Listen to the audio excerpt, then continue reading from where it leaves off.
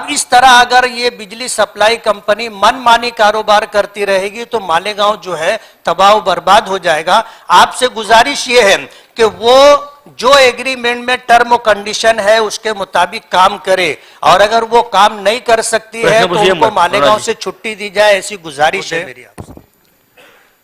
मई 2018 में सरकार ने मालेगांव कारपोरेशन हद में बिजली सप्लाई का ठेका एमपीएसएल कंपनी को दिया था।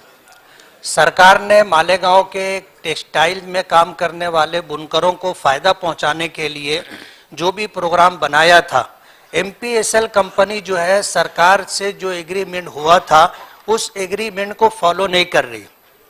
एग्रीमेंट में एक बात ये थी कि मालेगांव कारपोरेशन की हद में जो बिजली का इंफ्रास्ट्रक्चर है ये 40-45 साल पुराना है, जिसकी वजह से लॉसेस बहुत ज्यादा होते और उस लॉसेस के बेस के ऊपर मालेगांव के लोगों को चोरी का इल्जाम दिया जाता है।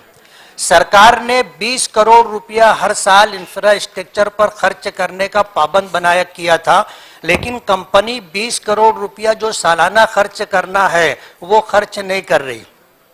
आज 3 साल का टाइम हो चुका है, इंफ्रास्ट्रक्चर दुरुस्त ना करने की वजह से हालात ऐसे हैं कि 3 साल में लोग अपना कारखाना बनाने के लिए जमीन खरीद करके, शेड बना करके, लूम लगा करके करोड़ों रुपया इन्वेस्ट किया है, लेकिन कंपनी उनको 3 फेज का कनेक्शन नहीं दे रही।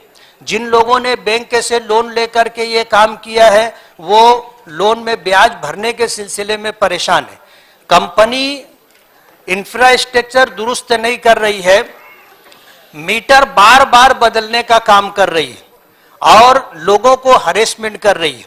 कंपनी में काम करने के लिए जितने जनसंख्या जितनी होनी चाहिए उन्होंने रखा नहीं है।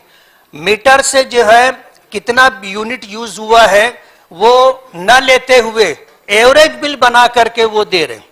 मेरी जानकारी ऐसी है कि 2 महीने से ज्यादा एवरेज बिल नहीं दिया जा सकता, लेकिन ये 6-6, 8-8 महीने का मुसलसल जो है एवरेज बिल दिया जा रहा है और बिल दुरुस्ती के नाम के ऊपर लोगों को 10-10, 20-20 चक्कर लगवाते हैं और बिल दुरुस्त करके देते नहीं हैं।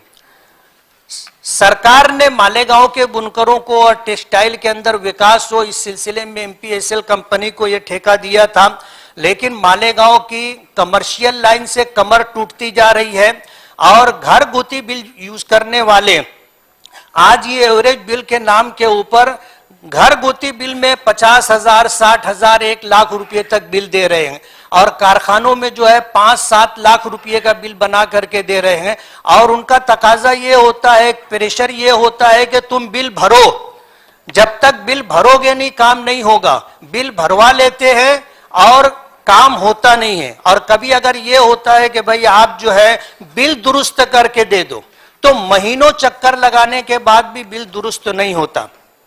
मेरी आपसे ये गुजारिश है, एमपीएसएल कंपनी जो मनमानी कारोबार कर रही है, मालेगांव में पुलिस डिपार्टमेंट के साथ, रेवेन्यू डिपार्टमेंट के साथ उनकी कई मर्तबा मीटिंग लगाई जा चुकी है, लेकिन वो कोई बात मानने के लिए तैयार नहीं है। अभी महीना भर पहले पुलिस डिपार्टमेंट के साथ मीटिंग हुई थी एडिशनल एसपी और डीवाईएसपी की मौजूदगी में। उन्होंने माना कि हाँ हमसे ये कोताही हो रही है, लेकिन अभी तक उन्होंने कोई दुरुस्ती नहीं की है।